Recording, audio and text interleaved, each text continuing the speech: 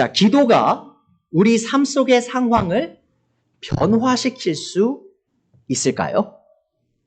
기도를 왜 하죠, 우리가?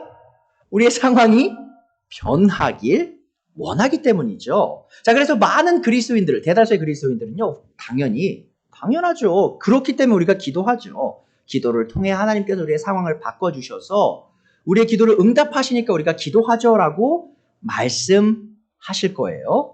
자, 그런데 정말 우리의 기도가 우리의 처한 상황을 바꿀 수 있을까요? 잘 한번 생각해 보죠. 자, 성경은 하나님께서 절대적 주권을 가진 전능자라고 가르칩니다. 여러분, 주권이라는 것은 뭐냐면요, 영어로 sovereignty라고 하는데요. 그러니까 하나님께서 모든 것을 다 통치하시고 제어하신다는 말이죠. 자, 이 진리가 시사하는 바가 뭐죠? 그것은 바로 이 세상의 모든 일이 이 전능하신 하나님의 뜻대로 다 이루어지게 될 것이란 겁니다.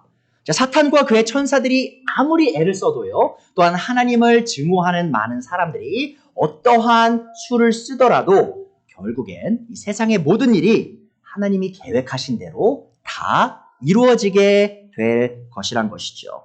자, 여기서 우리는요, 한 가지 철학적이고 실제적인 문제 하나에 직면하게 됩니다. 결국 모든 일이 하나님의 뜻대로 이루어질 것이라면 정말 우리의 기도가 우리의 삶의 상황을 변화시킬 수 있는 것일까?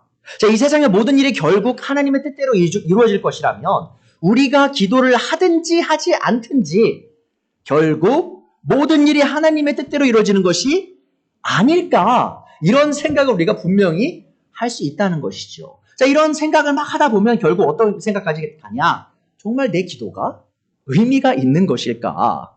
자, 우리의 문제점이 여기 있습니다. 어떤 그리스도인들은요, 종종 이 하나님의 절대적 주권에 대한 교리를 오해해서 이 기도의 효용성에 대한 의구심을 갖습니다. 여러분, 제가 지금 이 무슨 책에서만 나오는 이야기를 하는 게 아니고요. 제가 실제로 제 석사 공부를 할 때요, 신학 석사를 사우스캐롤라이나 그린빌이라는 시에서 제가 했습니다. 자, 그 당시에 제가 다니던 교회가 있었는데요. 그 교회에서 사실 목사님이요, 이 하나님의 주권에 관한 것을 굉장히 잘 가르치셨던 분이에요. 자, 그런데 그런 가르침을 받다가 한 형제님이 이런 결론을 내린 거예요. 어떤 결론을 내렸냐? 어차피 하나님의 주권대로 모든 것이 다 이루어질 것이니 나는 이제 기도하지 않겠습니다. 이분이 마음속으로만 생각하는 게 아니고요, 주위 분들한테도 기도 뭐하러 해요? 결국 하나님의 뜻대로 다 될 텐데라고 말했다는 것이죠. 자, 그분뿐만 아니라 사실 저희 교회, 이제 미국 교회 있죠. 제가 지금 심호하는 미국 교회 한 형제님도요, 저희 교회에서 굉장히 열심히 하는 형제님이시거든요. 그분도 이 하나님의 주권에 대한 공부를 하고 나서 그런 생각이 들었대요. 하나님 뜻대로 다 되는데 뭐하러 기도해? 그리고 본인도 그 기도하지 않아도 되지 않나라는 생각까지 했다라는 이야기를 제가 직접 듣기도 했다는 것이죠. 자, 만약 우리의 기도가 우리의 처한 상황을 끊임없이 바꾸어 나갈 수 있다면 우리는 어떻게 이 세상의 모든 일이 전능왕으로서 통치하시는 하나님의 뜻대로 다 이루어진다고 확신할 수 있을까요? 한번 생각해 보세요. 우리의 기도가 상황을 바꿔나가요. 근데 하나님이 또 계획하신 뜻이 있으시대요. 이 두 가지가 과연 어떻게 이루어지는 것인가 의문이 들 수 있다는 것이죠. 실제로 이 딜레마로 인해서요, 어떤 그리스도인들은 하나님이 절대적인 주권을 가진 분이 아니라고 결론을 내립니다. 자, 무슨 말이냐? 이 사람들은요, 이 하나님께서 놀라운 권능을 가지신 분이란 건 인정해요. 그러니까 하나님이 모든 걸 창조하실 정도의 능은 있으시다라고 인정하지만 이 세상의 모든 일이 다 하나님의 뜻대로 이루어질 정도로 강력하게 주권을 사용하는 분은 아니라고 말합니다. 자, 그들이 왜 그렇게 말할까요? 그 이유가 여기 있습니다. 이거죠. 만약 하나님께서 자신의 뜻대로 모든 일을 다 이루신다면 인간에게 진정한 자유가 있는 것인가? 그렇죠? 우리 자유의지가 과연 참된 자유의지인 것인가? 결국 하나님의 뜻대로 모든 것이 다 이루어진다면 우리는 하나님 손안에 들어있는 장난감이지 않은가라는 의문으로 그런 결론을 내린다는 것이죠. 자, 만약 이들의 주장이 옳다면 하나님의 권능에 대해 우리가 내릴 수 있는 결론이 뭘까요? 바로 이겁니다. 자, 하나님께서 절대적 주권을 갖고 있지 않으시기 때문에 이 하나님께는 우리의 모든 기도를 응답하실 권능이 없게 되는 거예요. 그렇죠? 하나님께서 모든 것을 다 마음대로 할 수 없어요. 그럼 우리의 기도가 아무리 우리가 많은 기도를 해도 그거를 못 이뤄주실 것도 있을 수 있다라는 그런 가능성이 생긴다는 것이죠. 또한 또 내릴 수 있는 결론은 또 뭐가 있냐면 이 하나님께서 절대적인 주권으로 미래의 일을 주관하시지 않으시기 때문에 결국 하나님께서는 미래에 일어날 모든 일을 다 알고 계시지 않게 되는 거예요. 그러니까 하나님의 전지하심이 사라져버리게 된다는 것이죠. 여러분 실제로요. 이 신학 시스템이 있습니다. 열린 신학이라고 불려요. 영어로 open theism이라고 하거든요. 그러니까 미래가 열려 있다는 거예요. 어떻게 열려 있냐? 하나님도 모르실 정도로. 왜냐? 그래야만 인간이 참된 자유의지를 갖고 장난감이 아니라 우리 개개인 자유로운 선택을 해 나갈 수 있기 때문이다라고 얘기하는 거죠. 자, 그래서 그분들의 가르침에 따르면요. 우리의 기도가 단순히 우리의 상황만 바꾸는 게 아니고요. 하나님의 뜻과 계획까지도 바꿀 수 있다는 거예요. 그러니까 하나님이 우리에게 자유의지를 너무 많이 주셔가지고 우리의 기도가 하나님의 생각과 하나님의 계획까지도 바꿀 수 있는 정도다라고 가르친다는 것이죠. 자, 성경을 믿는 우리는요. 이 하나님의 주권과 이 지식이 완전하지 않다고 주장하는 이 사람들의 주장을 어떻게 봐야 할까요?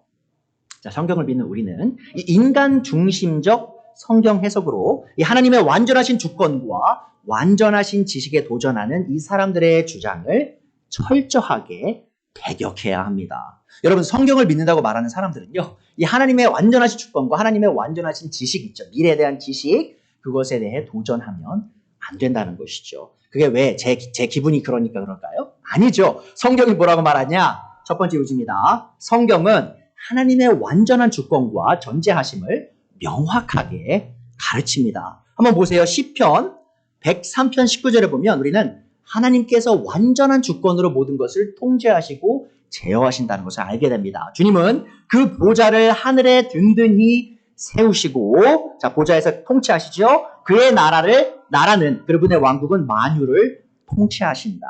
자, 여러분, 하나님께서 모든 세상을 다 통치하신다는 이 개념을요, 예수님께서는 이렇게 표현하셨어요. 어떻게 표현하셨냐? 아주 싼 값에 팔리는 참새 한 마리도 하나님 아버지께서 허락하지 않으시면 땅에 떨어지지 않는다. 단순히 자신의 자녀인 인간들뿐만 아니고요. 구원받은 사람들뿐만 아니라 지나가는 풀 한 포기 있죠. 길가에 있는 풀 한 포기, 들꽃 하나, 작은 참새 하나, 곤충 하나가 그 하나님께서 허락하시지 않으면 죽지 않는다는 거예요.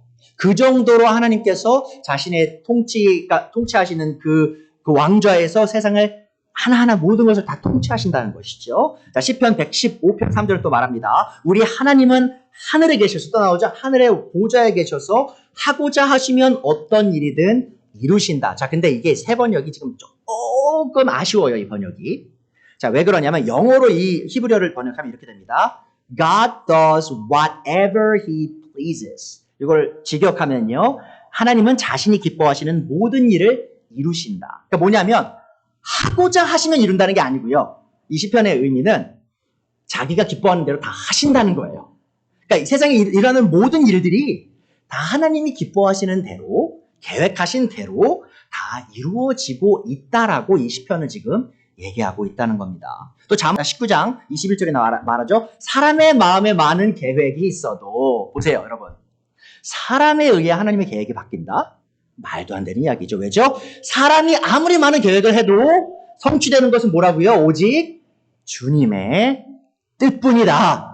보시죠. 우리가 아무리 많은 생각을 갖고 아무리 많은 계획을 갖고 아무리 많은 명철을 갖고 선택을 해 나가도요. 결국에 돌이켜보면 모든 것이 다 하나님의 뜻대로 이루어져 있을 것이라고 잠언 기자는 말하고 있다는 것이죠.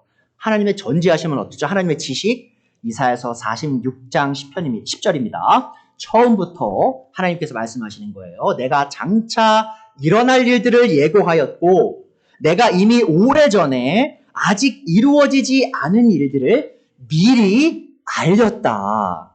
나의 뜻이 반드시 성취될 것이며 내가 하고자 하는 것은 내가 반드시 이룬다고 말하였다. 하나님께서 그 어떤 일이 일어나기도 전에요. 그 시작과 끝을 이미 다 알고 선포하시는 분이다라고 말하고 있다는 것이죠. 자, 성경책에 하나님께서 완전한 주권을 가지시고 이 세상의 모든 일을 자신의 뜻대로 이루신다는 진리를 가르친다는 사실에 의문의 여지가 없음을 기억하시기 바랍니다.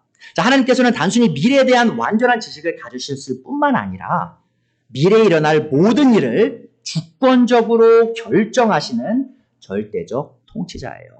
많은 분들이요, 이 하나님의 전지하심에 대해서 오해하시거든요. 하나님의 미래 일을 안다라는 것을요, 단순히 이게 수동적인 지시라고 생각해요. 무슨 말이냐면 하나님께서 사람이 어떤 결정을 내리잖아요. 그럼 사람이 자유의지를 완벽하게 갖고 모든 것을 다 선택할 미래 일을 하나님께서 미리 아시는 거야 라고 생각을 하거든요. 근데 성경에 말하는 전지하심 있죠. 하나님의 미리 아심은 그 의미가 아니고요. 미리 일어날 일들을 하나님께서 이미 다 정하셨다는 거예요.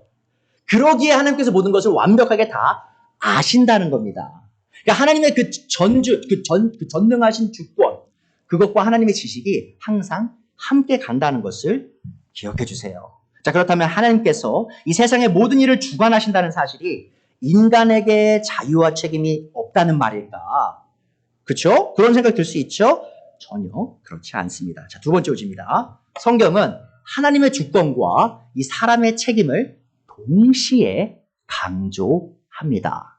자, 하나님께서는 절대적으로 주권을 가지셨지만 하나님의 절대적 주권이 이 사람의 책임을 결코 약화시키지 않는다는 사실을 기억해 주세요. 그와 동시에 사람은 언제나 스스로의 행동에 책임을 져야 하는 존재지만 사람에게 책임이 있다는 사실이 하나님의 절대적 주권을 조금도 약화시키지 않는다는 사실 또한 기억해 주세요. 이 두 가지가 항상 성경 안에서 같이 갑니다. 이 하나님의 주권과 사람의 책임에 대한 진리를 마주할 때 많은 사람들이 흔하게 저지르는 실수가 있습니다. 자, 그것은 바로 이 하나님의 주권이나 사람의 책임에 대한 이 두 가지 진리 중 한 가지만 강조하는 거예요. 그러니까 하나님의 주권만 강조하든지 혹은 사람의 자유 혹은 사람의 책임만 강조해서 그 나머지 것을 무시하거나 혹은 가볍게 여기는 처사들이 일어난다는 것이죠. 자, 그래서요, 하나님의 주권을 너무 강조한 사람들, 그러니까 사람의 책임을 완전 무시한 사람들의 케이스가 뭐죠? 제가 처음에 말씀드렸던 이제 기도 안 한다는 형제 있죠? 어차피 다 하나님 주권대로 될 텐데 뭘 기도를 해, 시간 아깝게. 그 시간에 성경이나 더 읽어. 그 시간에 성경 관련된 책이나 더 읽어. 이렇게 말하는 게 그 오류에 빠져 있는 거죠. 또 그와 반대로 이 사람의 책임을 너무 강조한 나머지 혹은 사람의 자유를 너무 강조한 나머지 하나님의 주권을 가볍게 여긴 케이스가 뭐죠? 바로 그 열린 신학 있죠? 사람의 자유의지가 너무 중요하기 때문에 하나님의 주권과 완전한 주권과 전지하심이 조금은 제약되어 있다라고 결론을 내린 그런 케이스라는 거죠. 자, 이 두 가지 극단에 빠지지 않기 위해 우리가 해야 할 일은 무엇일까? 자, 그것은 바로 이 성경이 하나님의 주권과 인간의 책임에 대해 어떻게 가르치고 있는지 우리가 정확하게 이해할 필요가 있습니다. 여러분, 요셉 잘 아시죠? 이집트에 팔려간 요셉. 누가 팔았죠, 요셉을? 그들의 형제들, 열 형제죠. 자, 베냐민은 거기 없었으니까. 자, 그런데 이집트로 팔려갈 때요, 요셉이 누구의 뜻대로 팔려갔느냐. 자, 그게 굉장히 중요한 요소입니다. 자, 분명히 그 형들, 요셉은 가기 싫었죠? 자, 그 형들이 근데 보냈어요. 자, 근데 보세요. 요셉이 나중에 모든 일이 다 이루어지고 난 뒤, 자신이 총리가 된 뒤, 그 뒤에 이제 아버지가 돌아가시고 야곱이 죽고 나서 형제들에게 어떻게 이야기하는지 보세요. 창세기 50장 19절입니다. 요셉이 그들에게 말하였다. 자, 지금 형제들이 두려워요. 야곱이 죽어서 이제 요셉이 자기들을 죽일 거라고 생각하는 거예요. 과거에 그 자신의 죄를 복수하려는 것은 아닌가. 자, 두려워하지 마십시오. 요셉이 말하죠. 자, 보세요. 요셉이 내가 하나님을 대신하기라도 하겠습니까? 형님들은 나를 해치려고 하였지만. 자, 보세요. 인간의 책임이죠. 형님들의 책임이 있어요. 책임이 사라지지 않아요. 형님들이 요셉을 이집트로 팔려고 했던 그 책임이 사라지지 않아요. 그들의 자유의지를 사용해서 그런 결정을 내렸어요. 자, 하지만 하나님은 오히려 그것을 선하게 바꾸셔서 오늘과 같이 수많은 사람의 생명을 구원하셨습니다. 자, 보시면 제가 두껍게 한 하이라이트는요, 하나님의 주권에 관한 진리고요. 언더라인, 아래 밑줄을 긋은 것은요, 바로 사람의 책임입니다. 자, 한 구절이에요, 여러분. 두 가지 진리가 같이 가고 있어요. 자, 그러면 한번 우리 구원에 대해서 한번 생각해 보죠, 여러분. 우리가 구원을 어떻게 받죠? 바로 하나님께서 우리를 선택하셨기 때문에 구원받는 거죠. 이 하나님의 예정의 교리와, 자, 그러면 하나님이 누군가를 구원받기 위해 선택하셨으면, 그럼 선택받은 사람이 하나님을 믿어야 할, 혹은 예수님을 믿어야 할 책임이 있느냐 없느냐, 그 문제를 우리가 좀 생각해 볼 필요가 있어요. 자, 요한복음 6장 37절에 보시면 예수님께서 이렇게 말하십니다. 하나님의 주권이에요. 아버지께서 내게 주시는 사람은 다 내게로 올 것이요. 자, 누가 선택한다고요? 예수님께 올 사람을? 하나님 아버지께서 선택하셔서 자신의 아들 예수님에게 주시는 거예요. 또 내게로 오는 사람은 내가 물리치지 않을 것이다. 하나님이 주권적으로 구원받은 사람을 선택하고 있다라고 말씀하세요. 자, 근데 40절에 한번 보세요. 또한 아들을 보고 그를 믿는 사람은 누구든지 영생을 얻게 하시는 것이 내 아버지의 뜻이다. 자, 한번 생각해 보세요, 여러분. 만약에 하나님의 주권만 중요하다면 예수님께서 이렇게 말씀하시겠죠? 아버지께서 내게 주시는 사람이 구원에 이를 것이고 내가 그들을 놓치지 않을 것이다. 그들을 구원할 것이다. 그리고 그 사람들은 나를 믿을 필요도 없다. 하나님이 선택하셨는데 뭘 믿을 책임이 있냐? 누구든지라고 해야죠. 영어로 whoever. 자, 누구든지란 말을 뭐하러 해요? 하나님이 선택하신 사람만 믿을 수 있는데 누구든지한테 왜 복음을 전해요? 그냥 선택받은 사람한테만 전해야지. 그렇죠? 자, 하지만 예수님께서 말씀하시죠. 하나님께서 분명히 주권적으로 구원받을 사람을 선택하시나 인간의 책임은 뭐죠? 바로 아들을 보고 듣고 믿을 책임이 결코 사라지지 않는다는 겁니다. 자, 그 진리를 또한 한 문단에서 예수님께서 지금 말씀하고 계세요. 여러분, 예수님의 십자가의 죽음은 어떻습니까? 많은 분들이 좀 간과하는 사실이 있는데요. 자, 예수님을 십자가에 못 박은 사람이 누구죠? 누가 십자가에 못 박았죠, 예수님을? 예, 누구죠? 유다가 배반했고요. 그 다음에 빌라도가 재판했고요. 그 로마 병정들이 예수님을 발가벗기고 다 쳐서 십자가에 못 박아 죽였고, 그 뒤에 누가 있었죠? 바로 유대 지도자들. 자, 그 사람들이 분명히 예수님을 십자가에 못 박았어요. 자, 근데 사도행전 4장 23절 보시면, 28절까지 보시면, 이 베드로와 요한이요, 지금 그 유대 종교 지도자들에게 핍박을 받고 난 후에 그 핍박으로 인해 감사하면서 기도드리는 장면이에요. 24절부터 보시면 이 동료들은 이 말을 듣고서 다 같이 하나님께 부르짖어 아뢰었다. 같이 기도하는 겁니다. 하늘과 땅과 바다와 그 안에 있는 모든 것을 지으신 주님. 하늘과 땅, 주님께서는 주님의 종인 우리의 조상 다윗의 입을 빌어서 성령으로 이렇게 말씀하셨습니다. 어찌하여 이방 민족이 날뛰며 뭇 백성이 헛된 일을 꾀하는가? 자, 여기부터 인간의 책임이 나옵니다. 자, 예수님 십자가에 못 박은 사람들이에요. 세상 임금들이 들고 일어나서 통치자들이 함께 모여서 주님과 그의 메시아에게 대적하였다. 메시아가 누구죠? 바로 예수님이시죠. 사실 헤롯과 본디오 빌라도와 이방 사람들과 이스라엘 백성과 한패가 되어 이 성에 모여서 주님께서 기름 부으신 거룩한 종 예수를 대적하여 십자가에 못 박았죠. 자, 그 사람들이 한 거죠. 그들이 책임진 거예요. 그들의 책임이에요. 그들은 그 죄값에 대한 책임을 져야 됩니다. 자, 근데 28절에 뭐라고 나오죠? 하나님의 주권이죠. 주님의 권능과 뜻으로 미리 정하여 두신 일들을 모두 행하였습니다. 잘 생각해 보세요, 여러분. 만약에 하나님의 주권 있죠? 예수님이 십자가 예루살렘 밖에서 우리의 죄를 짊어지고 십자가에서 돌아가실 일은요, 사람이 정한 게 아니에요. 하나님께서 창세 이전부터 정하신 길이에요. 아담과 이브가 죄를 짓기 전부터, 영원 전부터 정하신 계획이에요. 자, 그런데 하나님의 주권만 중요해요. 자, 그러면 이 사람들 있죠? 지금 예수님을 십자가에 못 박은 사람들, 우리가 그 사람들에게 책임을 물을 수 있을까요? 하나님이 정하신 대로 이루어진 건데? 책임을 물을 수 없게 되잖아요. 자, 근데 지금 베드로와 이 요한과 이 사도들, 이 형제 자매님들 뭐라고 얘기하죠? 그들은 여전히 그들의 죄값을 책임을 져야 한다. 하나님의 뜻대로 그들이 그것을 했지만 인간의 책임은 여전히 존재한다라고 지금 얘기하고 있다는 거예요. 자, 예수님의 그 십자가의 죽음까지도 우리에게 뭘 가르쳐 주냐? 하나님의 그 주권 있죠? 예수님을 십자가에 보내시기 위한 그 계획에 대해서 얘기하면서 그 예수님을 십자가에 못 박게 한 그 사람의 책임들도 여전히 존재한다라고 가르친다는 거죠. 이와 같이 성경은 언제나 하나님의 주권과 인간의 책임에 대해 동시에 가르치고 있습니다. 이 하나님의 주권과 인간의 책임에 대해 바르게 이해하기 위해서요, 우리는 세 가지 진리를 기억해야 됩니다.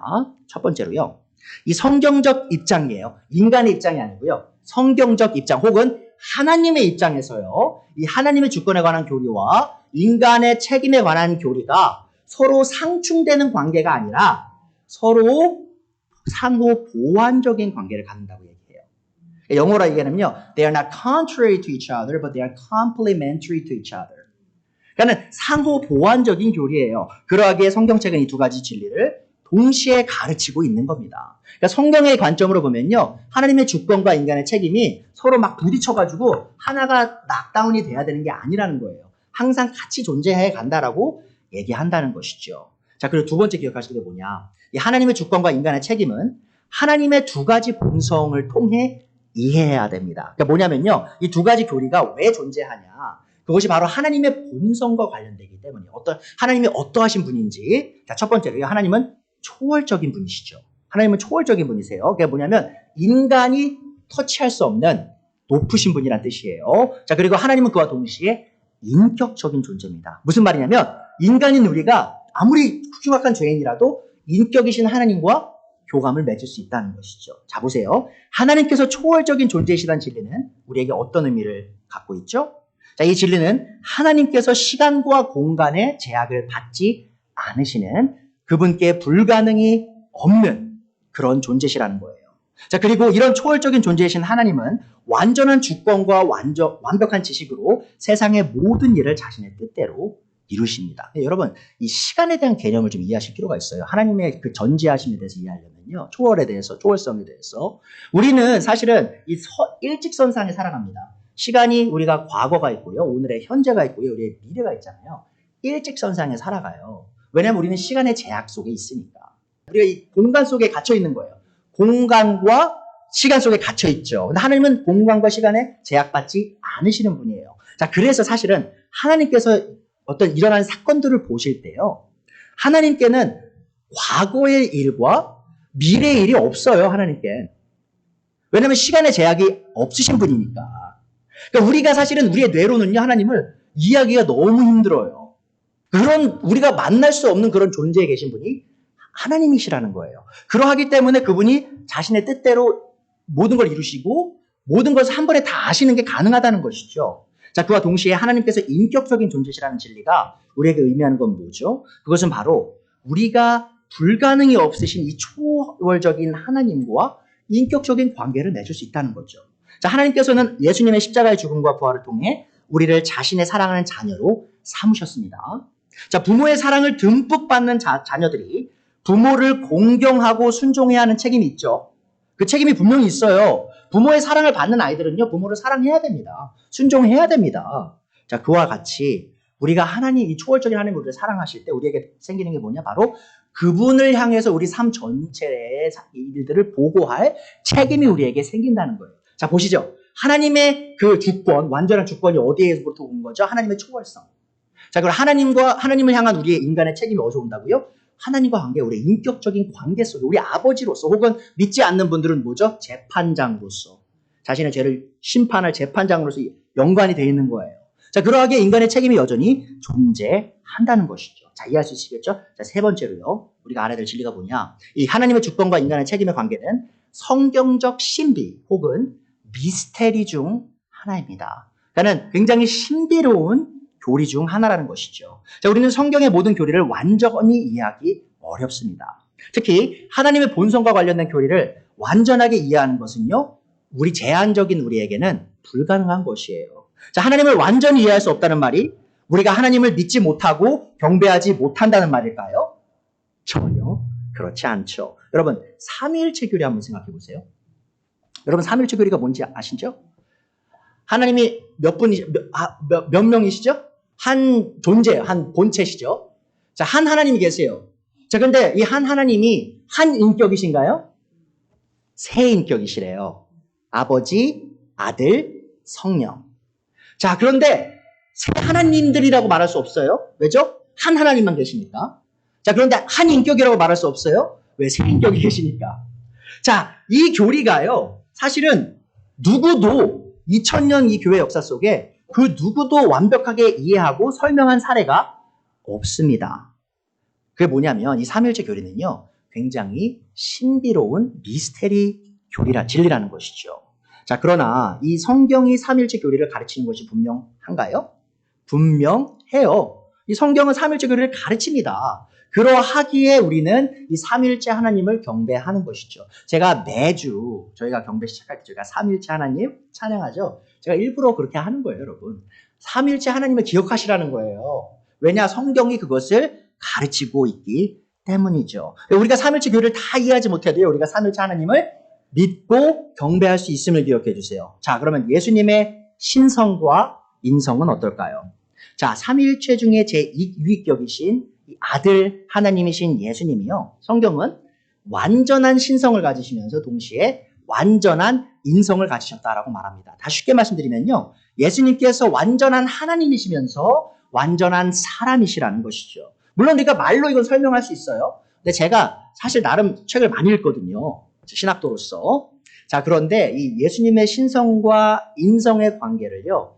완벽하게 이해하고 설명하신 분은 아직까지 한 번도 뵌 적이 없어요. 제가 최근에 읽은 게 이제 예수님의 인성, 신성에 관한 책이 한 800~900페이지 정도 됐거든요. 그걸 잘 읽었는데도 이분이 완벽하게 이해는 못하시고 완벽하게 설명은 못하시더라고요. 왜냐하면 그 누구도 할 수 없는 거거든요. 자, 그 말이 곧 우리가 예수님이 완전한 하나님을 믿지 못한다는 말입니까? 우리가 예수님이 완전한 인간이라는 걸 믿지 못한단 말입니까? 믿을 수 있어요. 왜죠? 성경이 그렇다라고 말하고 있기 때문이죠. 그래서 우리가 완벽한 하나님이시면서 우리를 위해 사람이 되신 그분을 참되게 경배할 수 있는 거예요. 그분을 믿고 경배할 수 있는 거죠. 그것이 우리의 이해력에 달려있나요? 아니죠. 우리의 믿음에 달려있는 거예요. 성경이 말하는 진리가 무엇이냐. 자, 이와 같이 우리가 하나님의 주권과 인간의 책임이 어떤 관계 속에 있는지 정확하게 이해하지 못할 수도 있어요. 제가 완벽하게 설명하지 못할 수도 있어요. 자, 그러함에도 이 성경책이 이 두 가지 교리를 동시에 가르치고 있기 때문에 우리는 있는 그대로 그 두 가지를 다 진리로서 받아들여야 한다는 겁니다. 자, 하나님의 주권과 인간의 책임의 관계는 우리가 완벽하게 이해하기 힘든 미스테리한 관계 속에 있음이 분명합니다. 자, 그러나 기억하십시오. 우리가 하나님을 믿고 따를 때 가끔은 하나님에 대한 진리를 완벽하게 이해하는 것보다 이 신비롭고 뛰어나신 하나님을 믿고 경배하는 것이 더 중요할 때가 있다는 사실을요. 그래서 하나님의 주권과 인간의 책임에 대해 생각하실 때 이걸 다 이해하지 못하신다고 해서 그냥 소망 없이 그냥 계실 필요 없어요. 왜냐하면 성경이 그렇게 말하니 내가 그리스도인으로서 하나님은 모든 걸 다 이해하지 못하지만 그분을 믿고 경배하는 것과 같이 이 진리들을 받아들일 수 있다는 것이죠. 자, 근데 여러분 지금 아마도 이런 생각 하실 거예요. 제가 분명히 기도에 관한 설교를 한다고 했는데 아직까지 제가 기도에 관한 말씀을 시작도 안 했어요. 자, 그런 의문이 있을 수도 있으신데 자, 지금까지 잘 참고 따라와 주셨어요. 자, 너무 그렇게 어렵진 않았죠? 지금까지? 자, 그러면 이제부터 지금까지 우리가 배운 이 진리가 우리의 기도와 어떤 연관성을 갖는지 한번 배워보도록 할게요. 세 번째로요. 성경은 하나님의 완전한 주권으로 인해 우리에게 책임을 갖고 기도하라고 명령합니다. 이게 굉장히 중요한 진리예요. 자, 많은 사람들이 하나님께서 완전한 주권으로 세상 만사를 통치하신다는 사실 때문에 이 인간이 자유와 책임을 뺏긴다라고 잘못된 결론을 내려요. 하지만 성경은 오히려 이 하나님의 주권으로 인해 우리가 더욱 힘있게 기도할 수 있다라고 가르칩니다.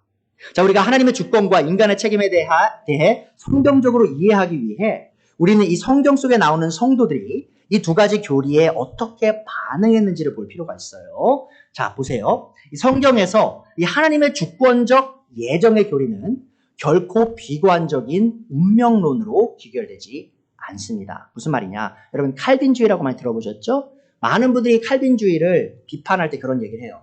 야, 하나님이 모든 걸 다 결정하시면, 특히 너 구원을 결정하시면 뭐하러 복음 전하냐?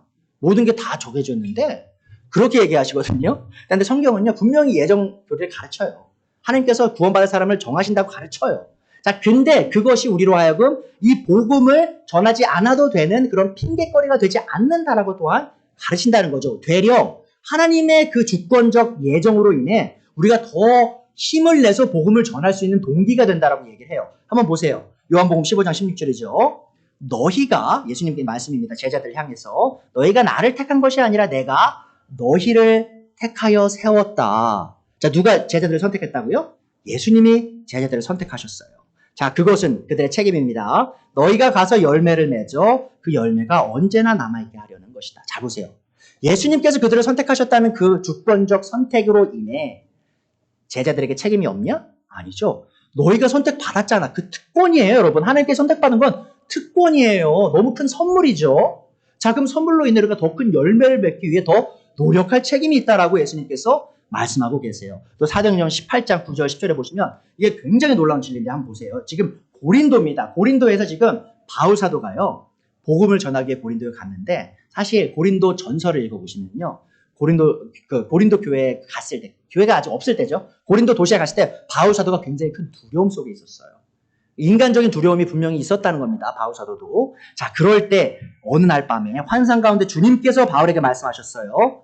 무서워하지 말아라. 잠자코 있지 말고 끊임없이 복음을 말하여라. 예수님의 이름을 말하여라. 예수님께서 말씀하시는 거예요. 바울의 책임이죠. 복음을 전할 책임.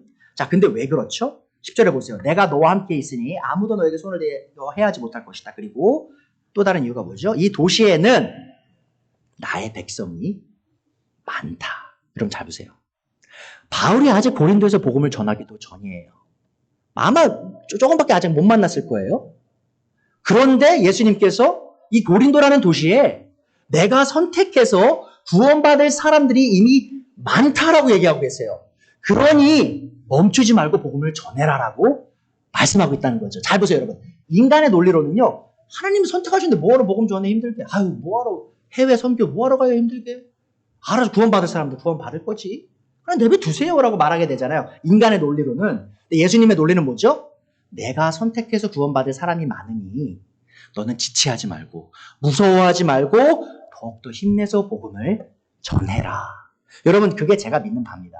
제가 복음을 전할 때요. 사람들이 제 복음을 받아들이지 않아도 지치지 않는 이유가 있어요.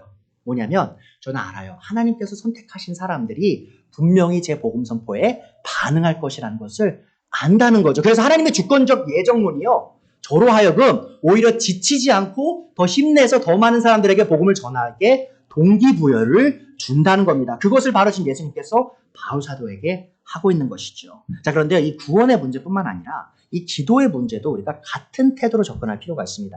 이 성경은 하나님의 주권의 교리가 결코 우리가 기도하지 않아도 되는 핑계거리가 될 수 없다라고 가르쳐요. 자, 마태복음 6장 8절 보세요. 예수님께서 명령하시죠. 그러므로 그들을 본받지 말아라. 자, 이방인들이에요. 하나님 너희 아버지는 너희가 구하기 전에 너희에게 필요한 것이 무엇인지 이미 알고 계신다. 잘 생각해 보세요, 여러분. 하나님의 전지하심이죠. 하나님의 주권적 전지하심이에요. 하나님은요, 우리가 기도하기 전에 우리가 필요한 걸 모두 다 아세요. 자, 그러면 우리가 인간의 논리는 어떻게 되죠?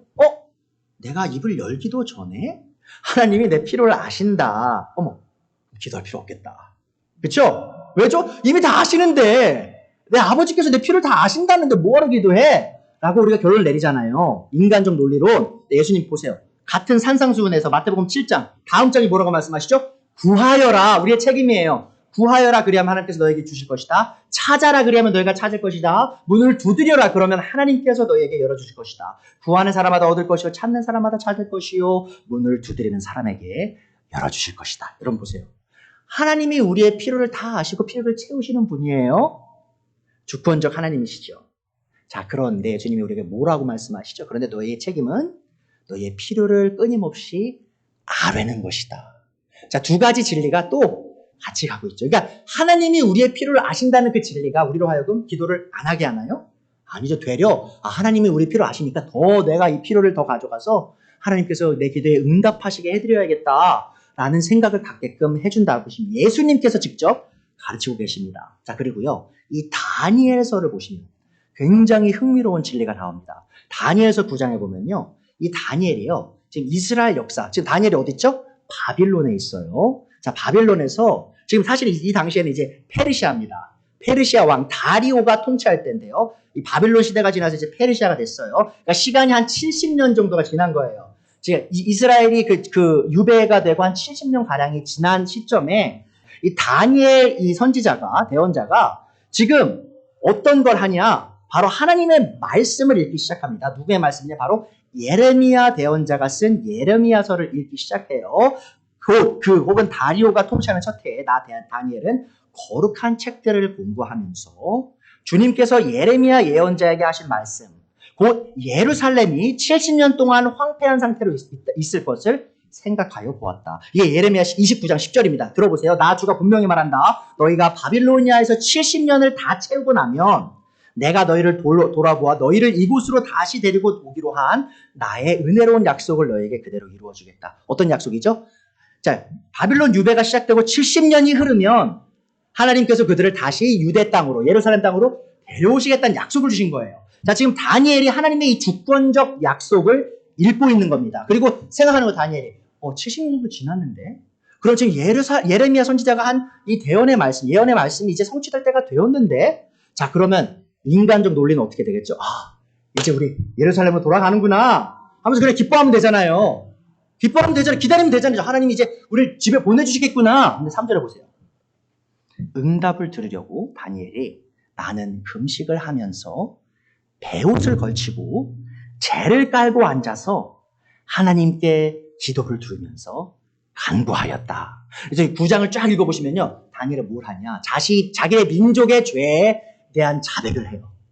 하나님, 우리 민족이 하나님께 이런 죄를 지어서 이런 처지에 놓여 있습니다. 자, 그런데 하나님께서 약속하셨죠? 주권적으로 70년이 지나면 우리를 예루살렘으로 돌려보내주겠다고 하셨죠. 그 일을 이루어 주십시오라고 기도한다는 거죠. 여러분 잘 보세요. 이게 지금 성경적 관점이에요. 하나님께서 주권적으로 약속을 이루시겠다 약속하셨어요. 그 지식을 우리가 알 때, 하나님의 뜻을 알 때 어떻게 하는 거죠? 그 뜻을 위해 기도하는 것. 제가 전에 말씀드렸잖아요. 기도가 뭐냐? 하나님을 아는 지식에 따라 인격적으로 하나님께 나아가 우리가 언어로서 반응하는 거라고 했잖아요. 하나님이 시작하신 그 대화를 완성하는 거라고 말씀드렸죠. 바로 지금 다니엘이 하는 거예요. 성경을 읽으면서 하나님의 뜻이 이것이구나를 깨닫고 거기서부터 이제 하나님께 응답하는 거죠. 하나님이 주신 진리를 그대로 전해드리는 거예요. 하나님 약속하셨죠? 하나님 신실하신 분이시죠? 이 약속을 이루어 주십시오. 자신의 죄까지 고백하면서. 자, 이것이 바로 성경이 말하는 하나님의 주권과 이 사람의 책임에 관한, 이 기도에 관한 진리입니다. 자, 그래서 오늘의 말씀의 결론은 이거예요. 자, 기도는 하나님께서 자신의 뜻과 계획을 성취하시기 위해 주권적으로 선택하신 수단이라는 겁니다. 제가 다시 한번 읽어드릴게요. 잘 생각해 보세요. 기도는 하나님께서 자신의 뜻과 계획을 성취하시기 위해 주권적으로 선택하신 수단입니다. 여러분, 기도라는 것이요, 가볍게 여기실 게 아닌 게 뭐냐면요, 여러분이 성경을 펴서 이 하나님에 관한 진리를 하나하나 경험하시면서 지식적으로 이것을 하나님께 다시 아를 때 있잖아요. 여러분들이 뭔 일을 하고 있는 건지 아십니까? 하나님의 완전한 뜻 아래, 하나님이 주권적으로 선택하신 그 뜻 안에서 행하고 있는 거예요. 왜죠? 우리가 하나님의 그 진리를 따라 하나님께 기도 드리는 것이 하나님께서 주권적으로 예정하신 복된 삶이라는 겁니다. 그것이 너무나 놀라운 일이죠. 자, 그래서 스펄전 목사님 혹시 들어보셨을지 모르겠어요. 1800년대 후반에 이분의 별명이 뭐였냐면 Prince of Preachers입니다. 뭐냐면 설교자들 중에 왕자예요.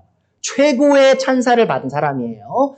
인류 역사 속에서 3명 정도 최고 설교자를 뽑으라고 하면 한 손가락 들어갈 그 정도의 분이 말씀하셨어요. 나의 형제들이요, 기도는 하나님의 섭리에서 중요한 위치를 차지하는 필수적인 요소입니다.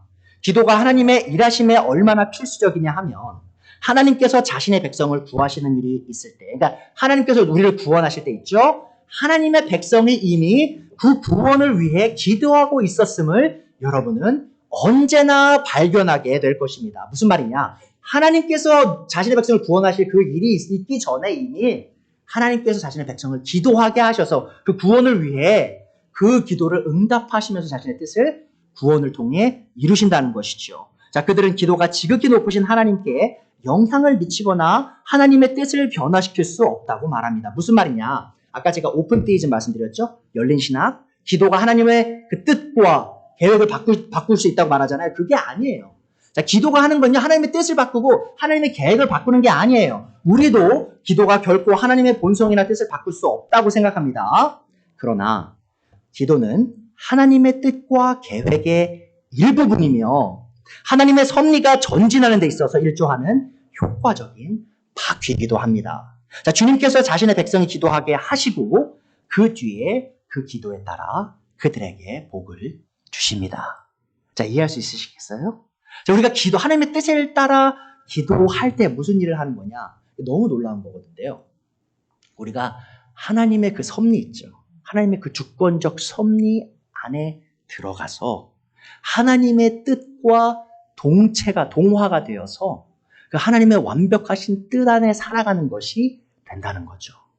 그러니까 여러분이 성경의 말씀을 펴시고 기도하실 때 그 일이 여러분의 삶에서 일어난다는 겁니다. 그러니까 기도라는 것이 얼마나 소중한 것이냐, 얼마나 큰 선물이냐, 말로 형언할 수 없을 정도로 큰 놀라운 특권이라는 것이죠. 다시 결론 한번 보세요. 기도는 하나님께서 자신의 뜻과 계획을 성취하시기 위해 주권적으로 선택하신 수단이다.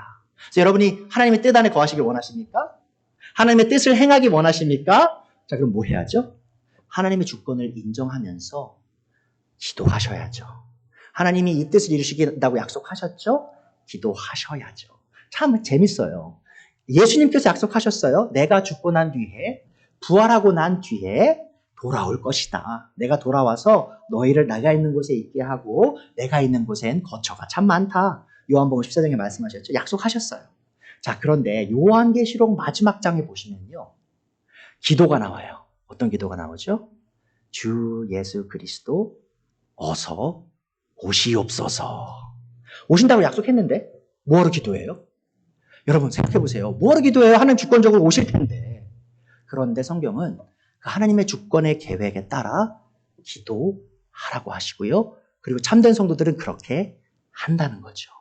그럼 하나님께서 그 기도를 응답하셔서 자신이 약속하신 대로 예수님을 보내실 것이란 것이죠. 이해할 수 있으시겠죠? 이게 정말 신비로운 진리예요. 자, 물론 좀 어려운 개념일 수도 있어요. 자, 그런데 모든 성도들이, 깨어있는 모든 성도들이 알아야 할 진리이기도 합니다.